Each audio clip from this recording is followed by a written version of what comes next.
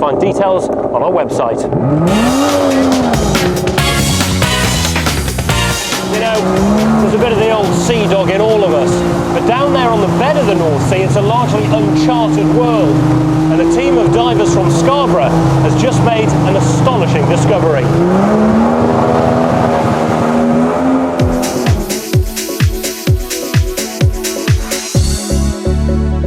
The East Coast means sun, sea and fun today, but if you look closely, there are still some relics of the days when a deadly menace lurked out there. In the First World War, the North Sea was a battleground for German U-boats preying on British shipping.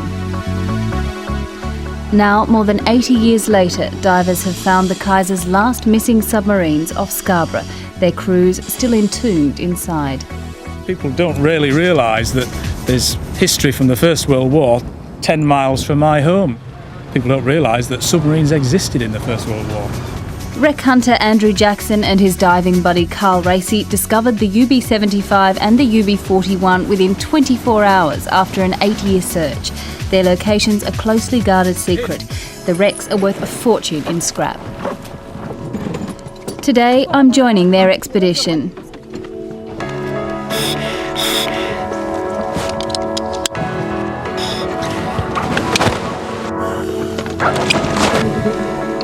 The wrecks are in 200 feet of water where only the most experienced of divers can go. Carl and Andrew are taking me down part of the way so I can get a feel for wreck hunting. UB-41 lies where she sank, listing to port. Her propeller frozen in time. The conning tower still recognisable in the divers' lights. The gun that claimed several merchant ships points harmlessly skywards.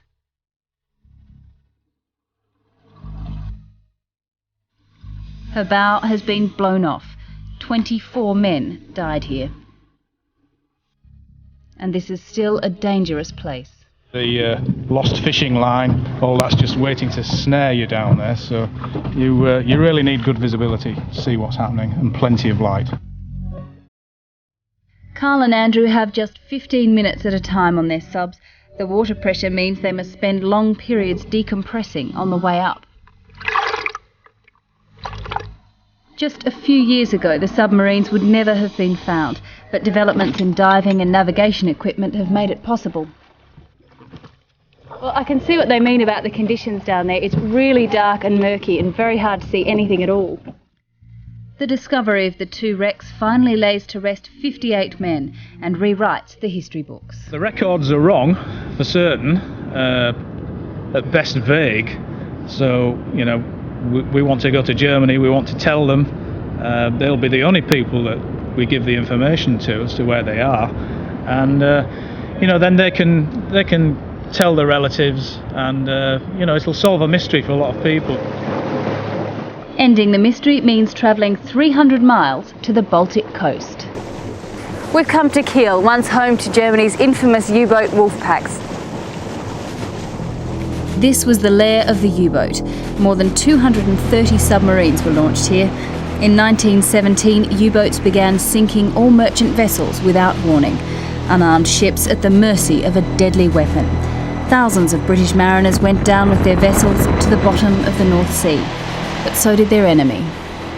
This is Germany's only monument to the 35,000 submariners who lost their lives in 2 world wars. Thousands of these men are still missing in action, and all that their families know is that they never came home. 58 of those families were from 2 U-boats that are no longer missing, thanks to Andrew and Carl. Yeah. All these people lost, yeah. Mystery. Oh, there's UB-75. Ah, well spotted. Ah. Much smaller crew than some of them. Yeah, Leicester had shorter names. This is the bit we've been missing, it's the human element. And, you know, this is all that came back from these people, it's the names. Yeah, it does bring it home. Carl and Andrew already recognise some of those names. We knew about this fella, this is Oberleutnant Max Plum. And he was the commander And again, I'm not quite sure what his age was. He'd be less than 30. I mean, these people were all young because, you know, they would go out and do this sort of thing. It was a pretty harsh environment, and you had to be young and daft to go out and do this sort of thing. The names may be there, but the other details are wrong. Both boats were found 20 miles from where they're thought to have disappeared. Time to set the record straight. We're off to the U-boat archive in Cuxhaven to share Carl and Andrew's discovery with a man who's made it his life's work to preserve the memories of Germany's U-boats. Horst Bredau was the only survivor of his U-boat crew. Now he maintains a huge database on the lost subs, and it's not every day he gets news like this. We think we found the other two missing U-boats off the Yorkshire coast, the UB-41 and the UB-75. You also found them now? Yes. What we need really, why we've come to you is really to get some information to help us prove what they are really. And Herr Bredau has a surprise for them. Pictures of their subs. 41. That's so good. That's a very good 41. Must be great for you guys to see it in motion and, you know, rather than some of these static That's shots. 31 on the home way. To see the details, see people on board, it's superb. These men were the true pioneers of submarine warfare. The vessels were hard mistresses. Crew and officers often referred to them as iron coffins or sisters of sorrow.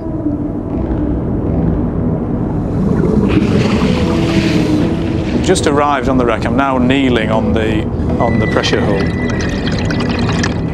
Is it very different to look at it on screen like this rather than looking at old black and white photographs and lists of crew names? Is this make it more real? If you are involved in this, if you have been U-boat man yourself, you have always the same feeling. It moves my heart.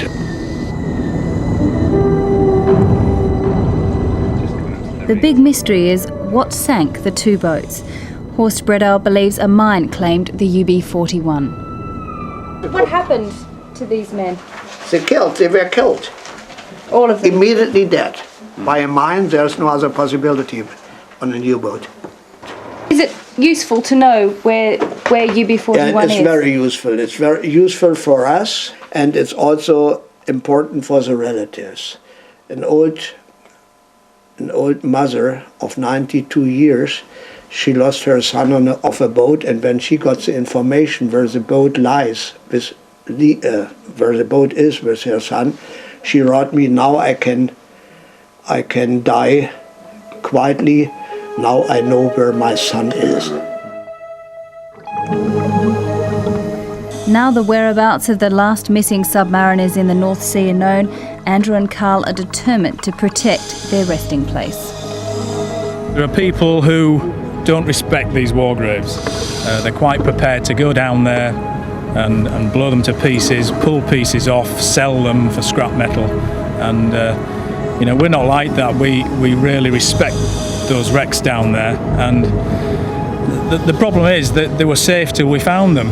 And the question is now, are they still safe? Well, you know, I think we've taken on the responsibility now of as guardians to an extent.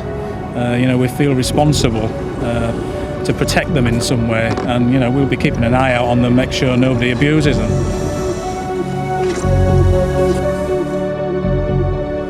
Sophie Hull and the Wreck Hunters ending tonight's Inside Out. On next week's programme. Your child in their hands, we investigate the body piercers who don't care whether you've agreed to that belly ring.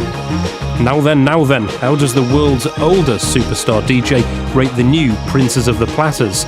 And go jump off a cliff, the birdmen of the Yorkshire coast leap into the blue with our Sophie Hull on board. I'm Orland Sanders and that was Inside Out.